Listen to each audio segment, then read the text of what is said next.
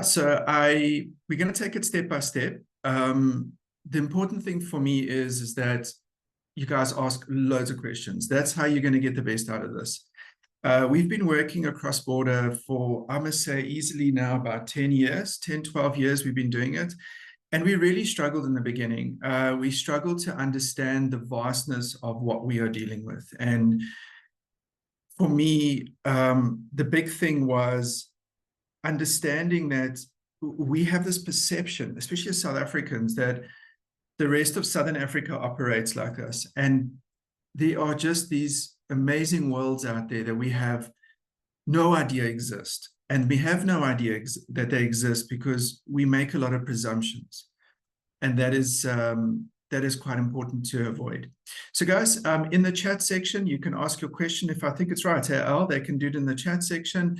And we will field any questions that you guys have. What I would like to ask everyone in the room is, please tell me, where would you like to do business? Where are you currently based? And which other country or a market in another country you would like to do business in? And then I can also bring that up and give you highlights of those different territories. And as I mentioned, yeah, it's huge. Oh, there we go. We got a poll going. So which country are you from is our first poll.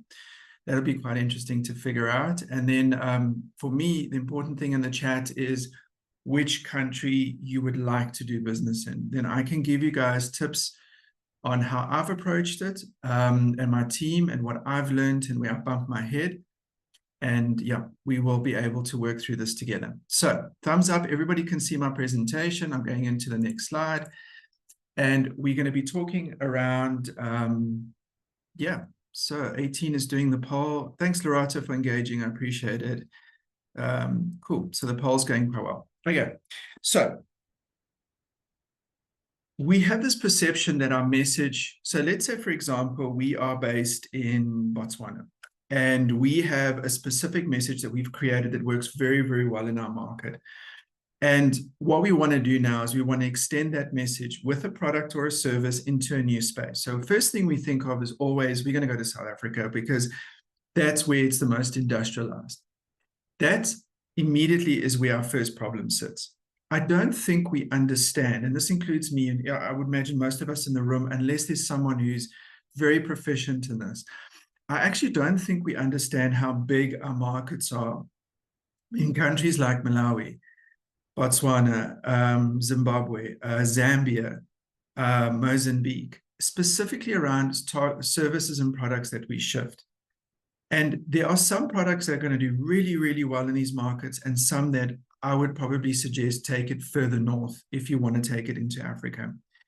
But making the assumption that because something works well in your country, it's automatically going to work well in another country, especially a more industrialized country, is your first mistake, because that's not necessarily the case. Sometimes it's actually better to go into a country like, for example, Angola, which is busy opening up.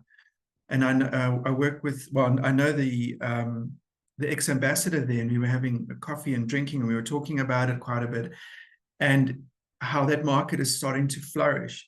That's a great opportunity for someone who sells a product that's pretty competitive here in South Africa to take that product into Angola and land that product before it becomes overcapitalized in that space.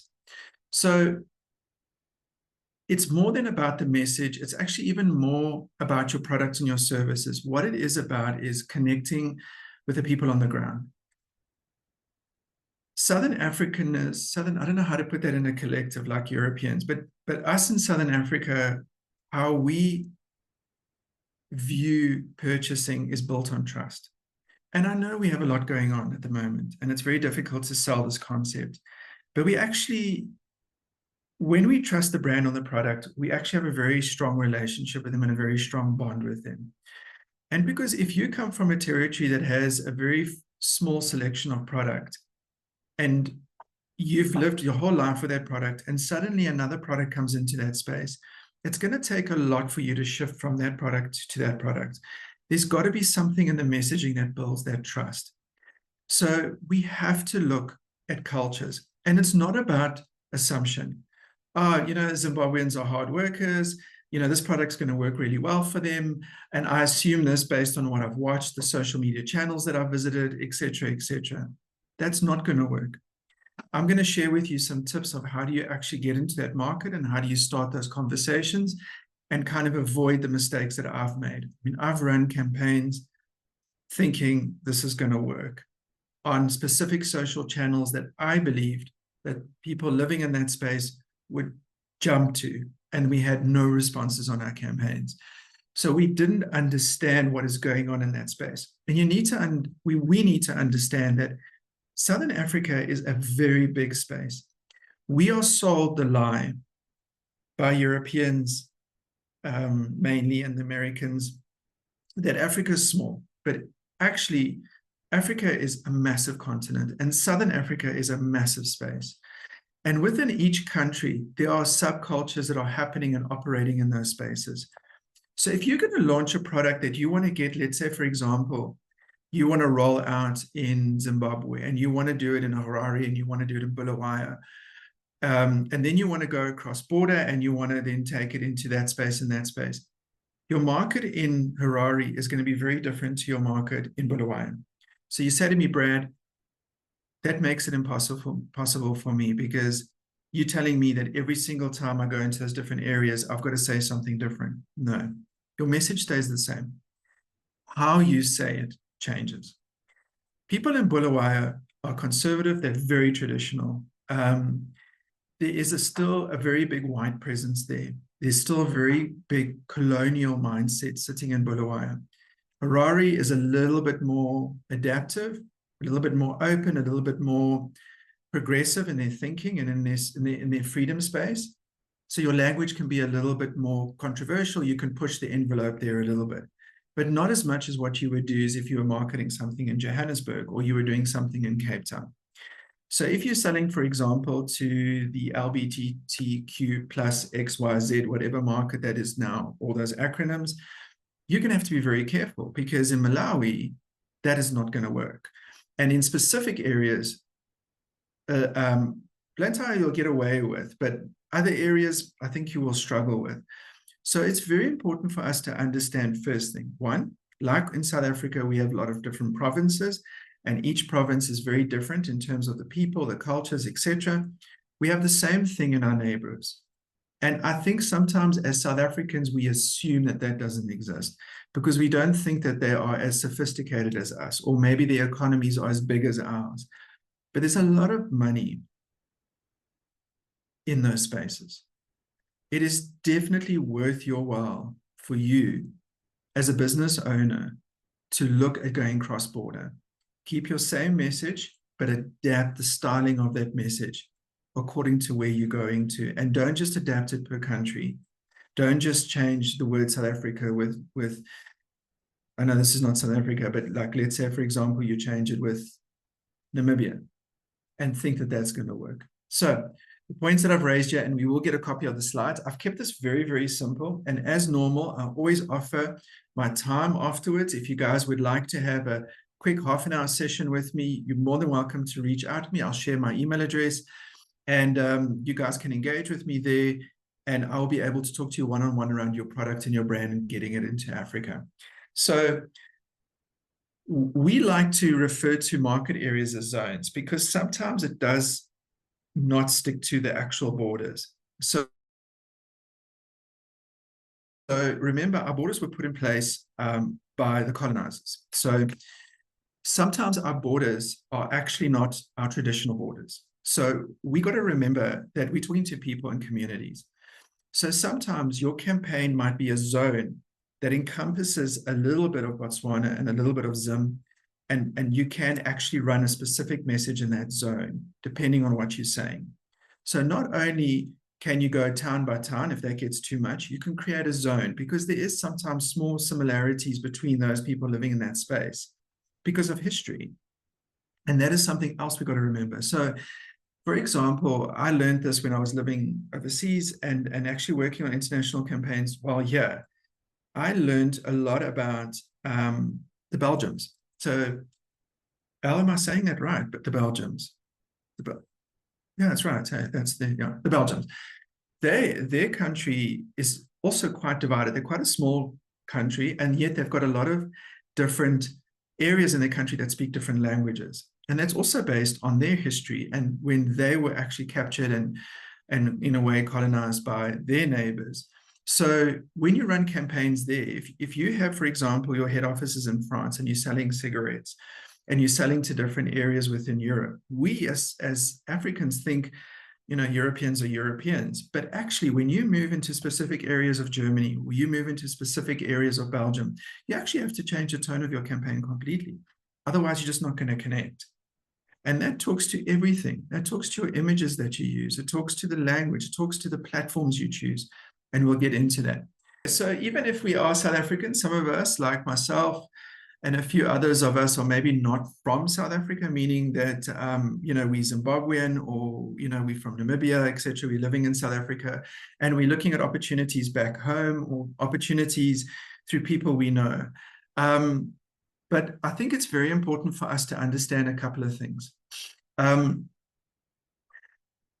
We have a huge issue with connectivity. So if you think about it, a lot of consumers in rural areas use specific platforms because of their connectivity issues. So if we didn't know that, we wouldn't know that we should run the campaign on that platform.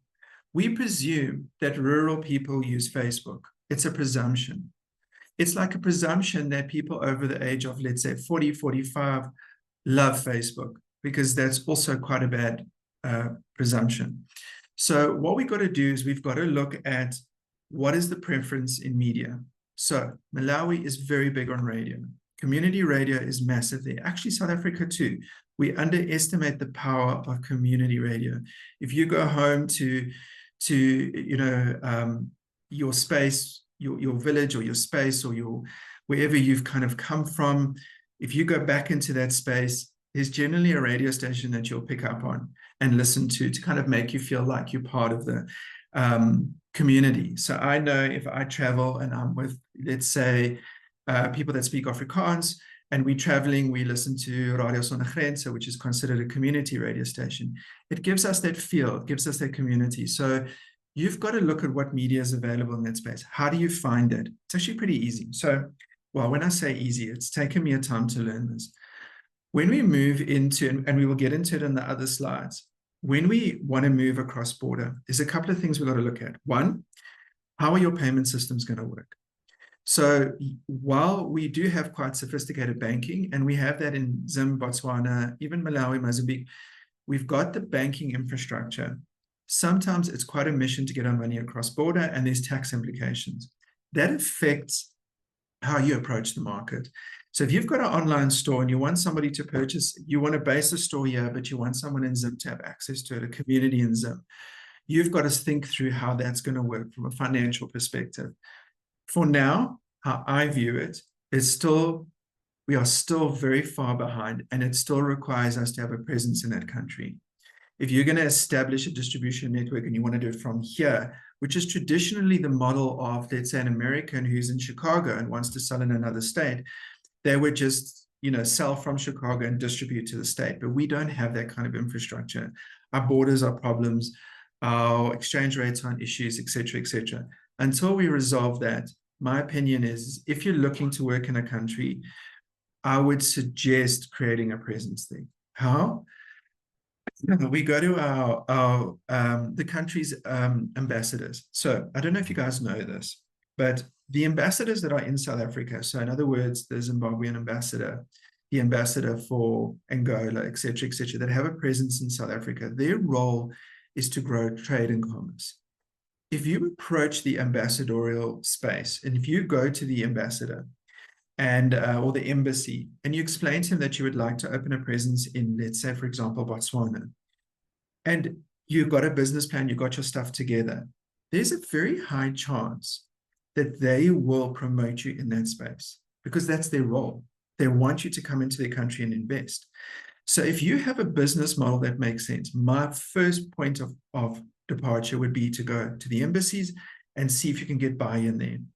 In extreme cases, when you are investing a certain amount of money, or you would like to invest a certain amount of money, and sometimes it's not your own money, sometimes It is money that they even set up for you. If they see there's benefit in job creation, local ownership, they will fly you to that country and they will host you for 2 or 3 days.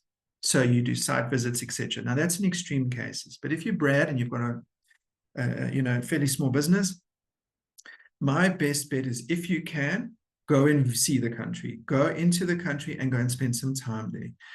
Botswana is, how far is Botswana, guys? I think it's about 6 hours, 7 hours away. Zim as well.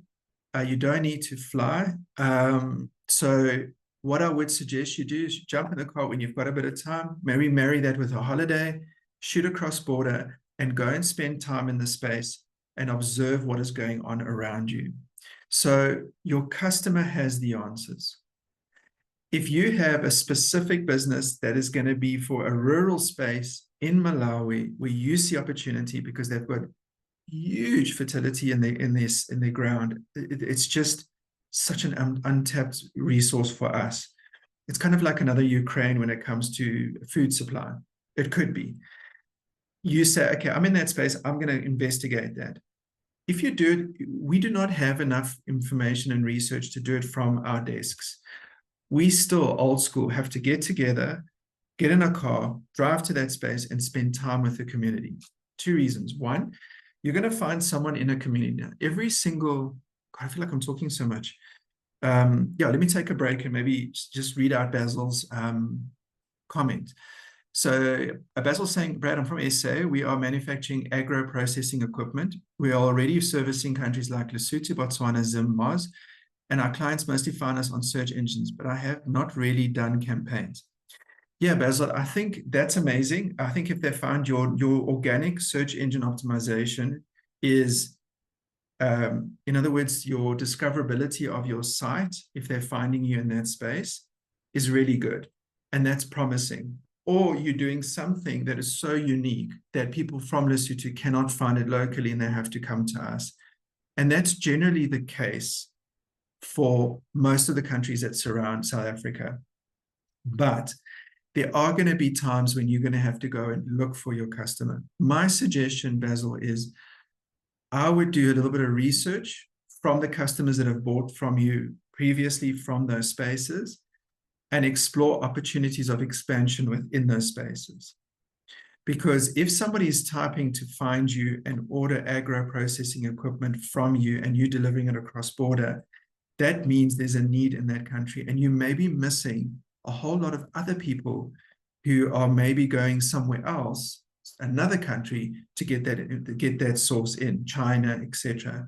So it's very important not to just enjoy the natural leads that come through, but to actually start to generate a market, educate the market, spend time in the market, build your brand presence.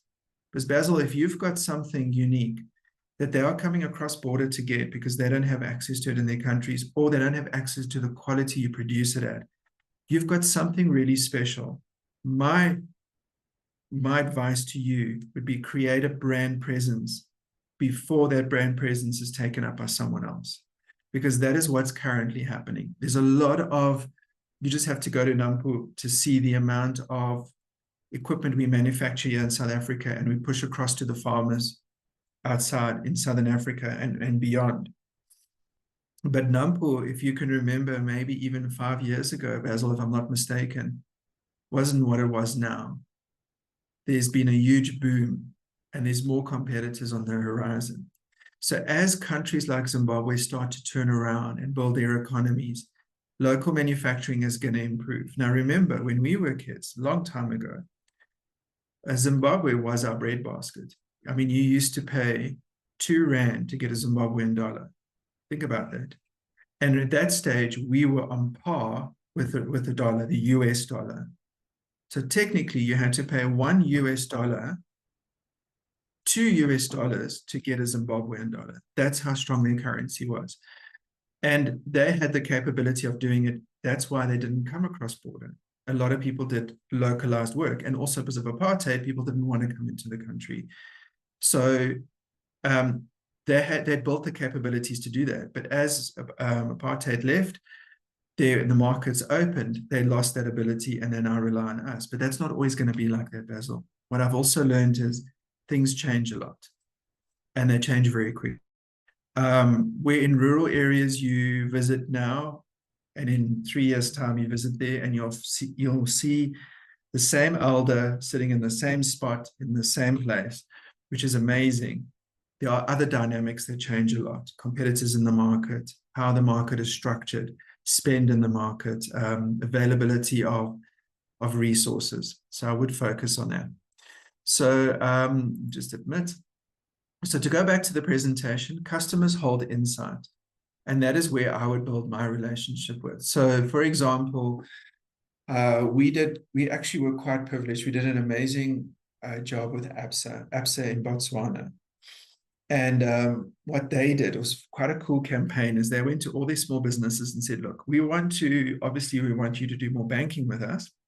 So we're going to bring specialists in to help boost your businesses, so that in turn, you're going to do more banking with us. Thought it was an amazing idea, simple, amazing idea. So that's what we did. A few of us went in, and we spent time in that space.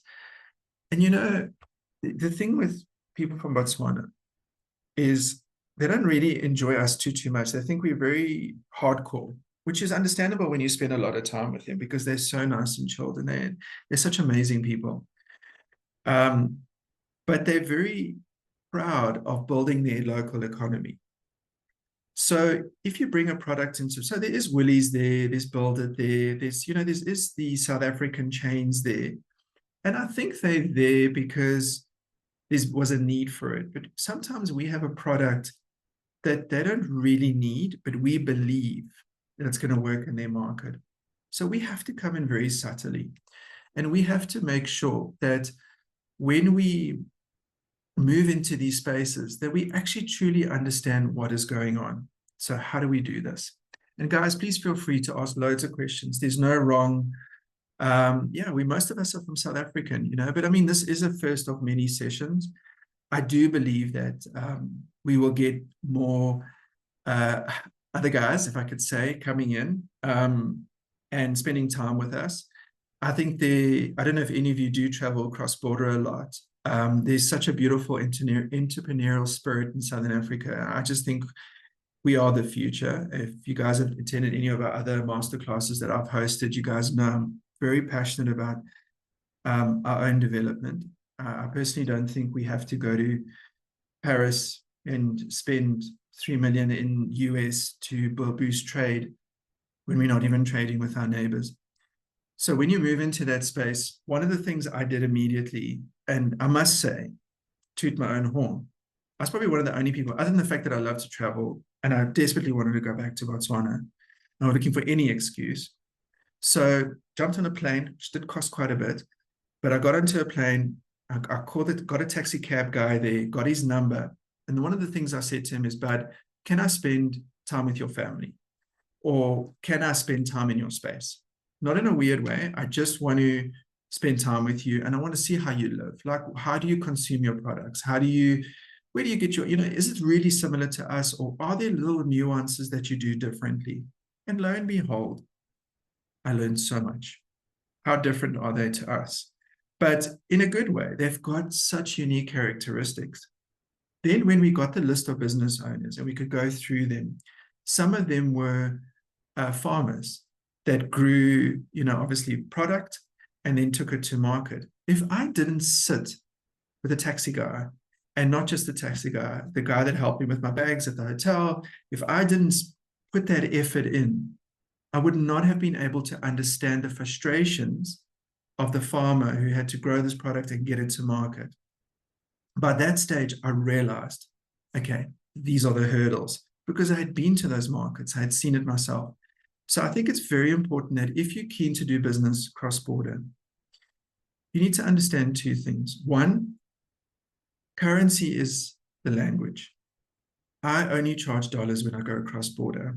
And I don't think that that's 100% correct thing to do. But I do it because it's stable, and I do it because it's a universal language. So you've got to think small things through. You've got to sit down and go step by step. Literally, okay, product leaves Joburg, it gets to market in Harare. Okay, Let's talk through that trip. What is that trip? What is the cost involved?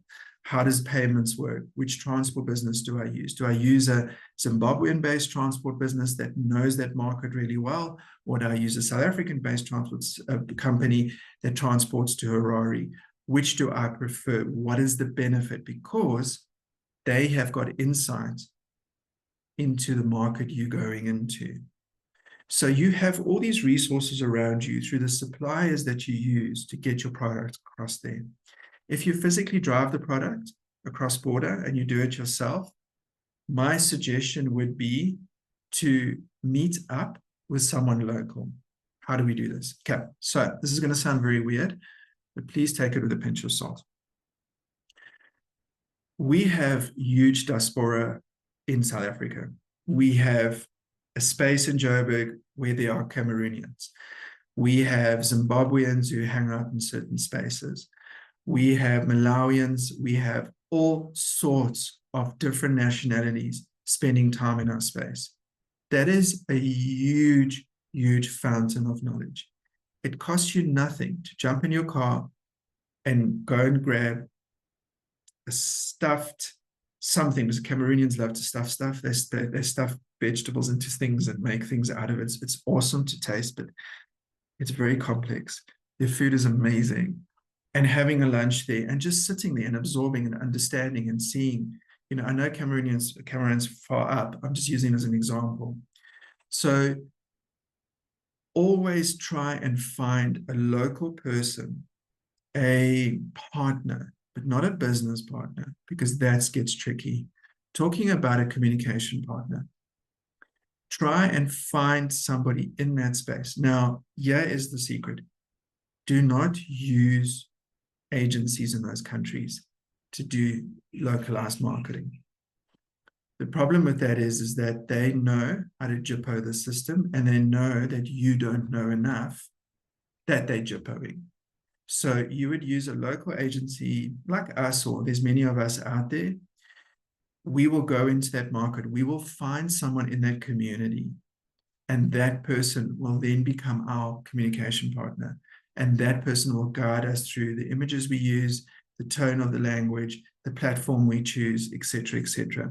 And even if you're spending 10,000 Rand to market your business in that space, I would still suggest you do that. And for now, until you have bigger budgets, you'll have to find the person yourself manually, hanging out in their local spaces here in South Africa, and then taking it across border.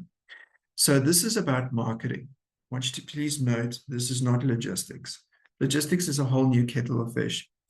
But my suggestion is the marketing is the preemptive. That's why probably this session was first. It's creating the market for you so that you can get your product there. When I say use local partners to learn quickly, partners, I'm using it loosely, meaning people on the ground. Now, a lot of us will kick back and say, but Brad, how do we trust people? And I get it. We've been burnt quite a bit. But again, it's about you spending time in that space. And this is where your beauty as a business owner and your gut comes into play. When you're spending a lot of time in the communities, you do find people that have vested interest, that they see the bigger picture. They know that if you grow in that space, they're going to grow in that space. I don't make any commitments to anyone. I don't promise shares. I don't promise anything. What I do promise is that if you do go into that space and find that person, is encourage them with the fact that, buddy, if we can pull this off, we can then have you as our comms partner moving forward. In other words, our translator with the community. So, case in point, how frustrated do we get when we see an ad that's targeted at our target market, but it's not us? I get very frustrated when, I know this is going to sound crazy, and maybe it sounds a bit privileged, but I get very upset when I see American white people or European white people. You can see a white African anywhere. It's like, we from Zim, you can see a white Zimbabwean. You can just, if there's a whole lot of them sitting in Rosebank, you can say those people are from Zimbabwe. It's just something that we have. And it's something that we are able to identify very quickly. So if you're marketing to white Zimbabweans, for example, a farm product, because there's an explosion in farming there again, Use the right imagery. Just put that a bit of attention in. It's going to make the world of difference. It's going to build that trust that as Southern Africans, we hold very dear. Because once we trust you, so for example, we got an opportunity through a South African client to meet a client that is Zimbabwean. They do work with them, and they needed an agency to promote their products, very similar to you, Basil, promote their products in Zim, Botswana, and South Africa. Amazing company. They're a company that go in and do construction. So not similar to Basil, but they have a specific products that they bring into the space, and they deal with rural constraints. So for example, I didn't know this, and if you guys know this, but if you go to Vic Falls, the electricity there's a problem. So they only have so much power. But because of the boom in tourism, all these hotels are being built and everything, but they've still got to distribute the same power load. So they will go in and they will create a special power space or power plant, a mini power plant for that hotel chain, so that they are kind of taken off grid completely. So they're specialists in that space. They go into very, very rural areas where there's big tourism, and then they help set that spaces up. Long story short, if Anton didn't introduce me to Mike wouldn't have trusted us enough. So that introduction by Anton, who knew Mike and had known Mike for years and years, they worked together in Zimbabwe. They had the trust. And Anton trusted us because we worked well with his brand. We wouldn't have been introduced to Mike. If you have a business similar to ours, similar to Basil, that is not mass product, that is service-based or particular product-based with limited orders, that is how you're going to grow. You're going to find 2 or 3 fresh clients through your comms partner. It's going to introduce you. Those clients are going to 3x you further clients. So from 3 clients, you're going to get 9 clients. That's just the ratio of how it works. Provided you can build the trust, you can communicate correctly, you understand how they operate. For example, when do you message them? When do you talk to them? Do some work on handshakes, some work on agreements? Do people understand the legalities of what we're doing? Are they very pro-safety procedures like the guys from Botswana? Or are they loose on that like the guys from Malawi and rely on back payments to get stuff done? So those are the things that your comms partner is going to talk you through, so that by the time you go into that space, you understand exactly what's happening. So Vuya was saying, I'm currently based in Zim. I'm originally from South African Eastern Cape. I'm the founder of Continental magazine called She Unites Africa, which showcases and promotes the work of entrepreneurs across Africa. That is so amazing, Vuya. I'd love to ask, what's the best way to position an African magazine like ours as a continental marketing platform that not only gives exposure, but also drives real business leads? I love that. And also, what are some effective strategies to attract advertisers or investors who truly want to be part of Africa's growth story? And lastly, how can we turn our digital readers into real active community that consciously supports and buys from African entrepreneurs? So I think, if you don't mind, I'm going to suggest, and I know Al shared my email, so if you do want to reach out to me and we do a one-on-one, I think we can go into this into a lot of detail. So I've got a publishing background, and we have published across border as well. And I think I can share a lot of insights that may help you. And through our discussion together, we can maybe brainstorm some answers and solutions to that, because I think you have the answers and I kind of have a little bit of experience, and I think together we can create something quite nice. But the thing for me is the biggest problems as us as Africans, and I know it's a bit gray area because I'm a white guy, but we actually 4th generation. So I feel like I can say that freely, if that's okay. For us, we don't trust, it's hard to say, we don't trust the quality of our own product. Whether that is the business we created, whether that is the farming equipment we're manufacturing, all that kind of stuff. We have a terrible, terrible mindset when it comes into self-investment and self-belief.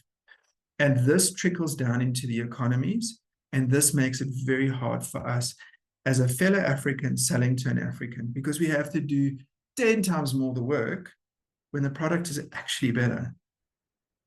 So my eldest is in the States at the moment on a work program, and she was saying that she cannot understand that people cannot see how amazing we are, the quality of our food, the kindness, the love. I'm talking about people on the ground. I'm talking about politicians and rich people. I'm talking about us. You know, you just have to go into rural Africa to really understand true kindness. And I think we underestimate the power of that, and we don't talk enough to that. We don't connect on that level. So with my guys, with the guys that I use as kind of comms partners, I connect with them on I would like to believe on a spiritual level, but I believe that as Southern Africans, we are incredibly spiritual people. Whether we're Christian, whether we're traditionalists, whatever we are, Muslim, it doesn't make a difference. We have a tendency to connect on a spiritual level. And I think that is very, very important in your communication, is to truly respect a person enough to talk to them in the language that they are expecting you to talk to them in. There is nothing more frustrating than, I'm going to give a weird example, a white guy speaking like a black guy to a black person with that accent. I want to die when someone does that, because that tells me you don't understand the person enough. And that goes not just for that by us, it's for us going across border. As South Africans, we have a tendency to be incredibly arrogant. And it's so difficult to shake that. I have it all the time. I don't know why we do it. It's so frustrating. And when you catch yourself, you're like, you know, could I not have at least just done this a bit decently?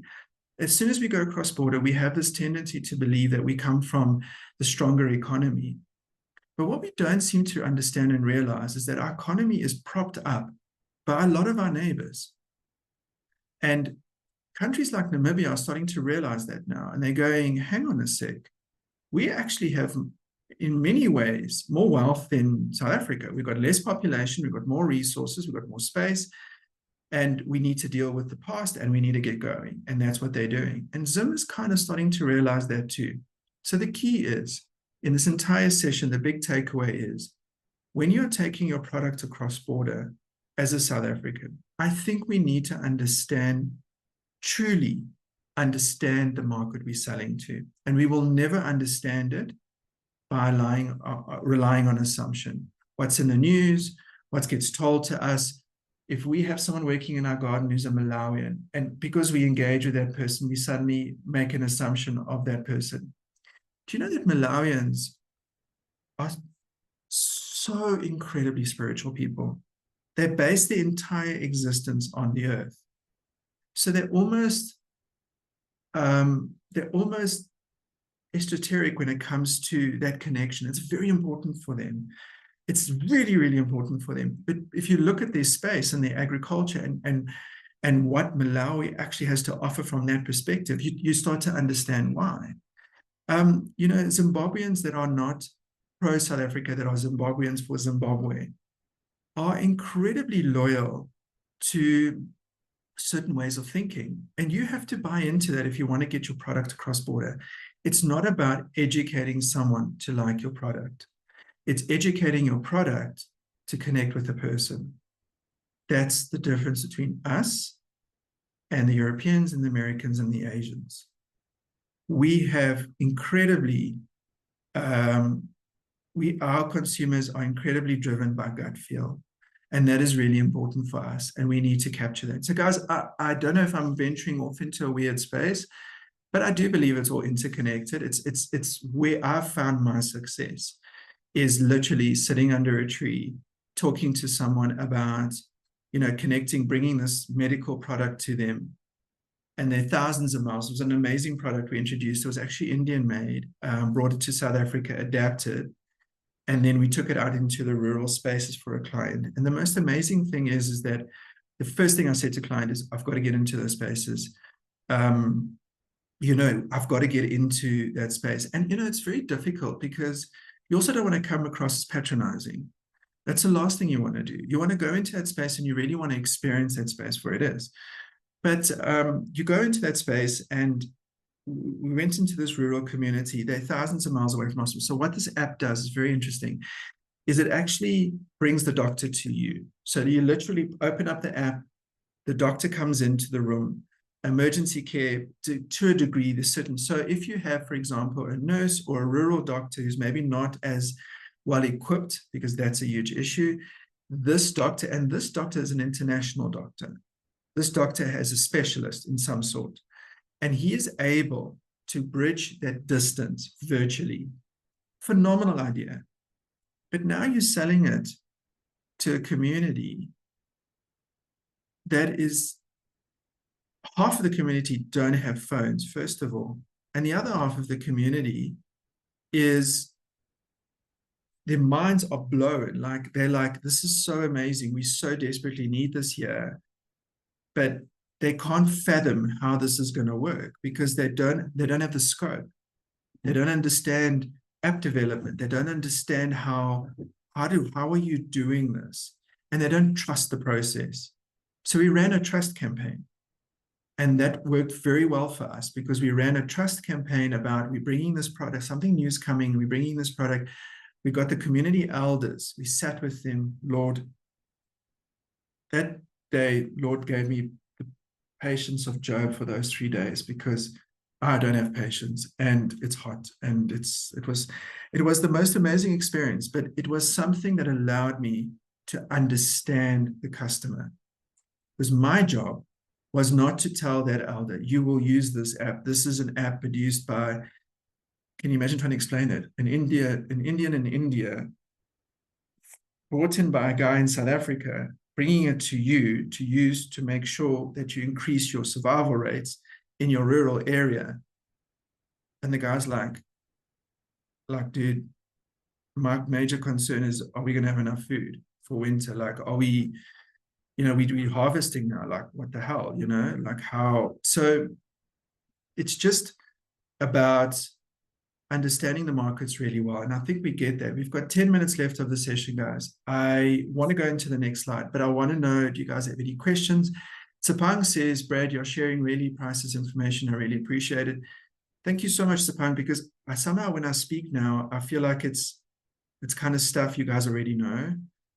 But I'm hoping that you guys are learning something, and there is a lot to it. So if you do want to have the session with me, I really would suggest that, because at the end of the day, I can share specifics around your business. I'm just giving you a very brief overview. But this is what I've done for myself. I actually have this diagram on, it's nowhere. I'm going to lie to you if I was saying it's there. And it's not on my wall, but it's actually at my wall. But anyway, so I have this diagram somewhere, and every time we do, I always pull this out. So the first thing is be curious. Don't accept the answers your agencies are giving you from South Africa, or the person that is here that's taking your product across border. Even if they're Zimbabwean here and they're taking your product across border for you, don't trust it. Be curious. Ask lots of questions. Understand. Try and get into the market. It's very, very important. A couple of things I do. When I fly, I arrive early and I watch the passengers get on the plane. I watch what they wear. I watch what they eat. I watch how they spend. So I know Malawians like cash, like the Zimbabweans too, because they don't trust their banks too much.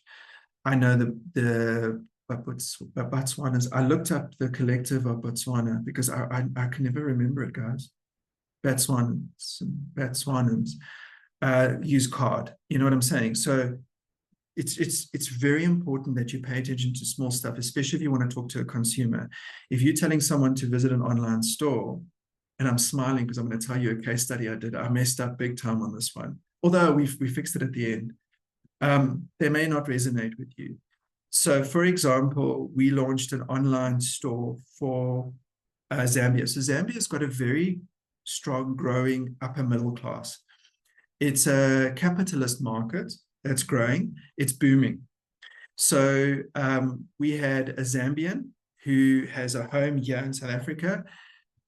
They got hold of us. We went and sat with them in their offices here in South Africa. And they say what we do is we are a retail shop in Zambia. We have 3 stores, and we sell decor items, exclusive decor items, because they are hard to get in Zambia. So they don't have a market like ours. where you can just go to Choreocraft and pick up a couple of decor items, or jump into Pep and pick up a vase for like a really zhuzh vase for $100. They struggle a little bit with that. So we created this space, right? Online store. No one visited the store. No one. We ran campaign after campaign after campaign. And eventually the client's like, dude, we spend a lot of money on the store and people are coming into our physical stores, but they're not buying online. Turns out, dude, it was so funny. It turns out that the process of visiting a store was part of the expression journey. So in other words, where you and I would be comfortable to get hold of Takealot and order something really expensive, a carpet, okay, bad example, Takealot, but you know what I'm saying? We will order online because we have a sophisticated palate. We understand. We've seen that product so many times, we know. But for a lot of people coming up into that space, they don't know, like, what is this literally going to look like? So they used to visit the store a lot. So then what we did is we forced purchases from the store to the online store, and we got people used to it. And what we did is we ran a retention campaign.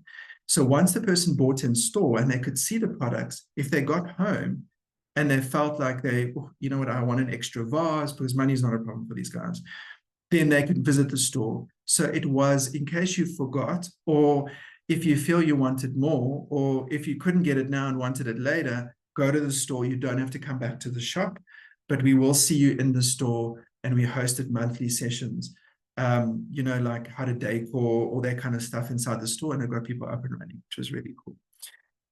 So Mary was saying, the session gives me lots of ideas for consideration. I look forward to reaching out for one-on-one. Thanks so much, Mary. You're more than welcome. I hope it helps. It's a quick online session we have together. It can be quick, it can be long. But yeah, we can chat and talk through it.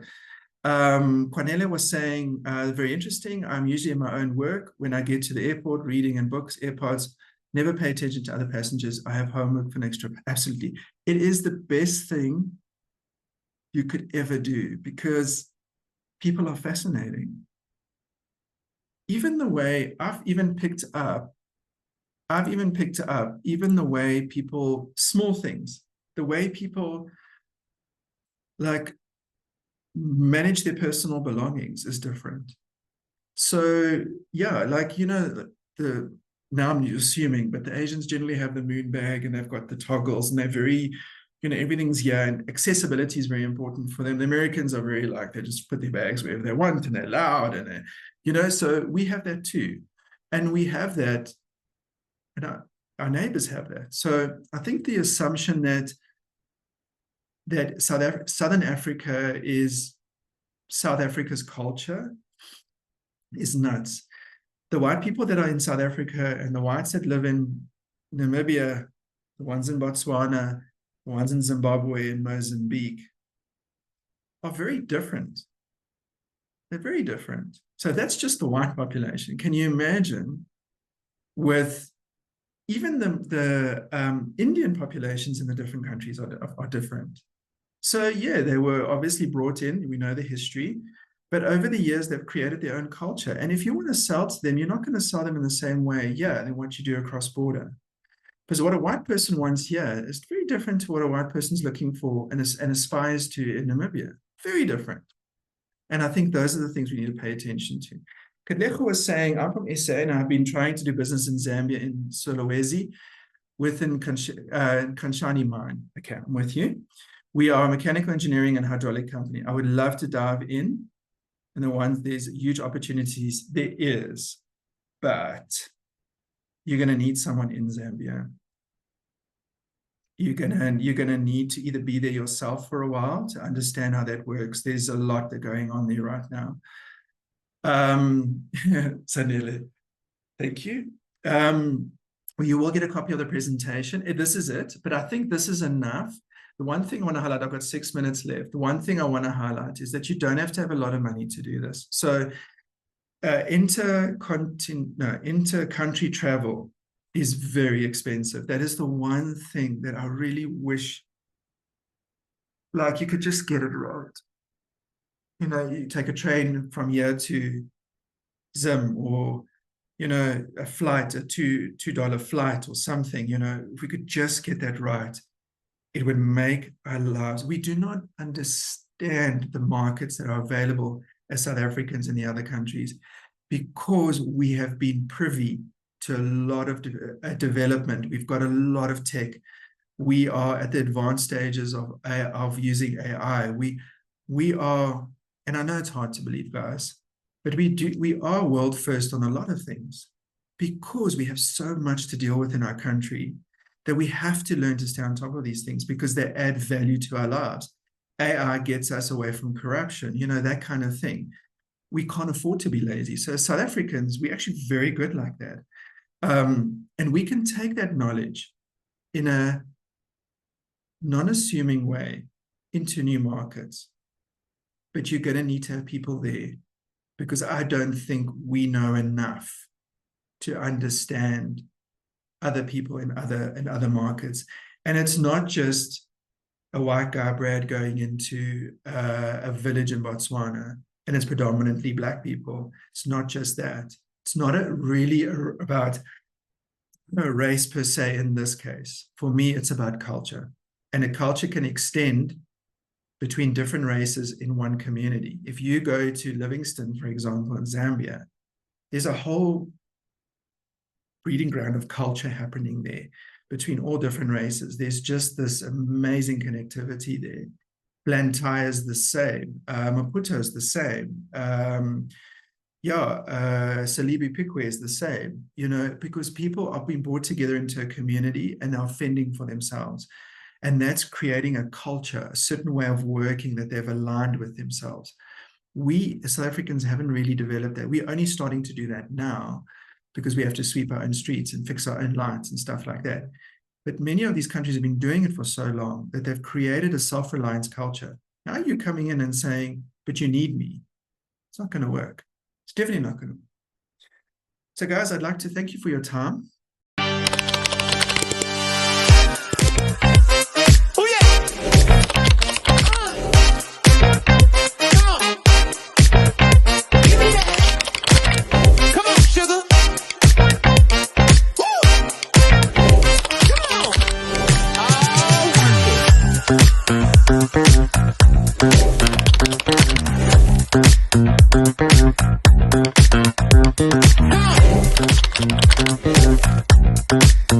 Come on.